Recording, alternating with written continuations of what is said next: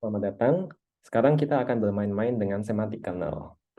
Jika kita pernah bermain dengan GPT, terutama dengan ChatGPT, kita bisa membuat prompt, kita bisa membuat instruksi, kemudian akan ada reply-nya di ChatGPT juga. Nah, bagaimana misalnya kita ingin bukan human to GPT, seperti di ChatGPT kan human to GPT. Di sini kita ingin code to GPT, jadi code to code. Kita ingin program kita bisa berinteraksi dengan GPT. Bagaimana caranya? Semantic kernel adalah salah satu solusinya. Jadi ini adalah library simple dari Microsoft yang itu akan membuat code kita bisa interaksi dengan OpenAI atau Hugging Face services.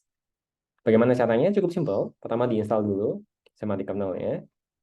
Kemudian ini ada code buat ngeload. Jadi ini ngeload semantic kernelnya. Kemudian di sini kita memilih ingin menggunakan GPT-4 supaya hasilnya lebih bagus. Kemudian di sini saya ingin ngeload dari library, dari folder skills/Eureka skills. Apa itu? Di sini saya punya folder skills.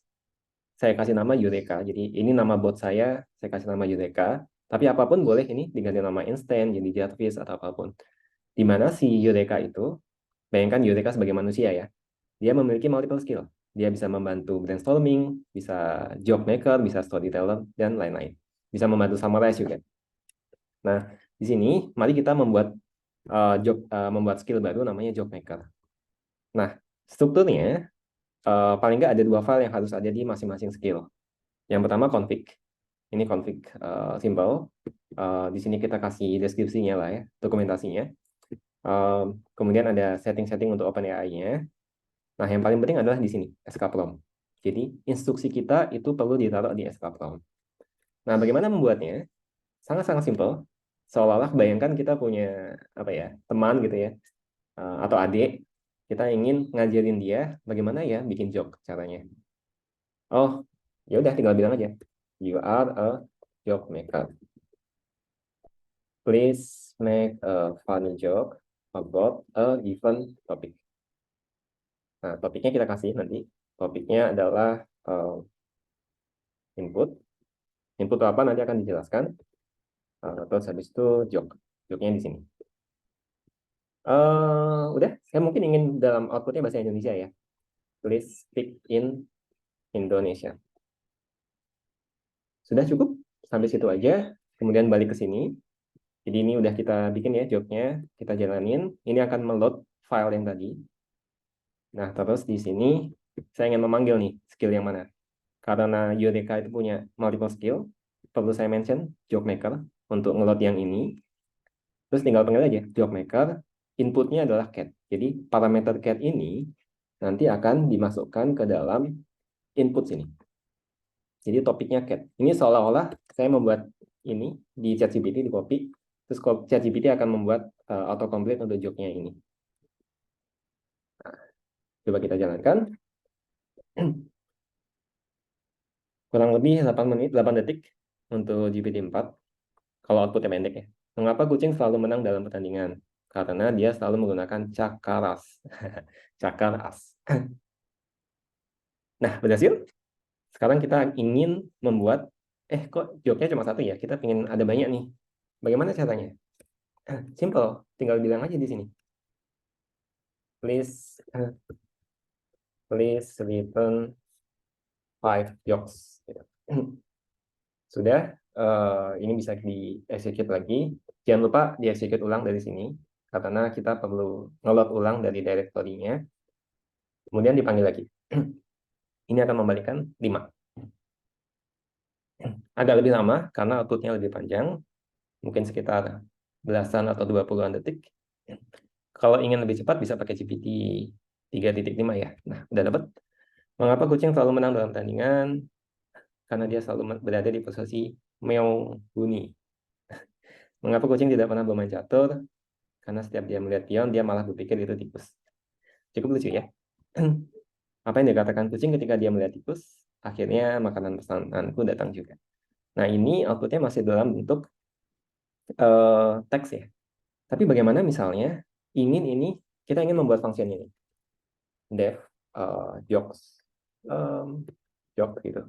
Terus habis itu topik. Terus topik ini tipenya string dan kita ingin membalikan berupa list of string. List itu kapital kalau nggak salah.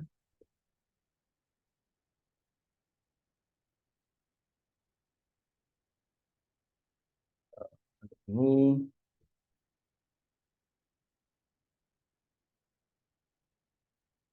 ya, ini coba kita return begini dulu. Kita panggil jobs. Ya. Yang kita ingin bikin adalah ini kan, tapi ini masih balikannya kosong. Bagaimana membuat ini? Ya sudah, tinggal copy aja ini sini. Dimana ini balikannya masih ini ya, masih apa namanya, masih berupa string. Kita ingin supaya gampang kita pecah. Nah, tapi ini formatnya kan ada numbers-nya macam-macam ya. Kita ingin gampang memecahnya. Bagaimana caranya? Tinggal minta aja ke Escapcom, ke GPT, buat bikin outputnya JSON. Please return output in JSON. Formatnya saya ingin jobs. Habis itu di sini adalah jobs. Udah gini aja. Ini nggak ada format yang baku ya. Seolah-olah kita ngomong ke orang aja. Tolong balikan bentuknya JSON seperti ini. Orang kan paham ya, ini adalah array gitu kan. Nah, coba kita panggil lagi. Kita tes dulu. Ini. Kemudian job maker-nya kita panggil.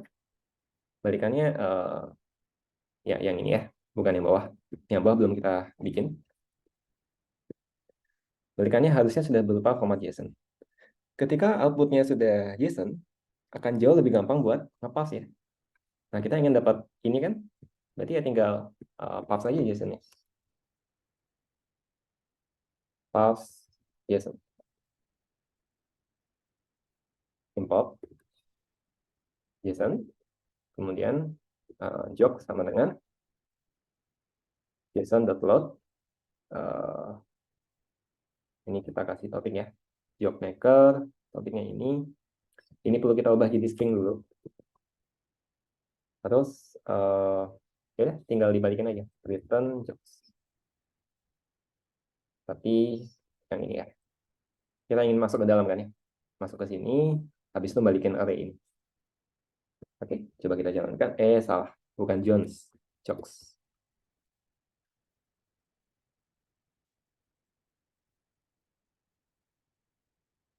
Tunggu sebentar. Gampang ya. Jadi kalau formatnya bentuknya pengen lain, ya udah tinggal ubah di sini aja. Mau CSV juga bisa, comma separated. Terus habis itu disimpan di file apa Excel atau mungkin Google Sheet, itu juga sangat gampang. Dapat hasilnya sudah berupa list of string. Demikian, ada contoh-contoh lain ya. Ada Brainstorm, English Improver. Ini ada di repo-nya siapa? Semantic Kernel. Misalnya Brainstorm nih, sama, cuma beda escaprom aja. Kamu bikinlah Brainstorm dalam bentuk list, only one list. Habis itu ini nggak boleh lebih dari 10 dan seterusnya. Ini inputnya tadi yang akan diinjek. Terus habis itu ada stop. Jadi cara GPT bekerja kan autocomplete ya. Dia akan melanjutkan di sini. Di mana output dari lanjutan itu akan dibalikin ke code kita. English Improver. Ini buat benerin bahasa Inggris kita lah ya. Instruksinya di atas, ini inputnya, translasinya di bawah sini. Outputnya di sini. Storyteller, sama juga.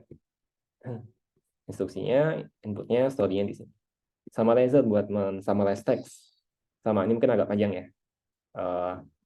Misalnya di sini dia bilang nih bahwa jangan menggunakan fase-fase phrase ini. This article, kadang-kadang gitu kan ya, kita bikin summary terus dimulai dengan this article atau this document, this page gitu kan. Kadang kan membosankan. Bilang aja kayak gini, band phrases. Apakah harus pakai kurung kayak gini? Enggak juga. Ini lumayan fleksibel ya. Jadi kayak as long as human bisa understand ini, instruksi ini, GPT juga bisa melakukan itu. Ini ada contohnya, dia menggunakan one shot ya.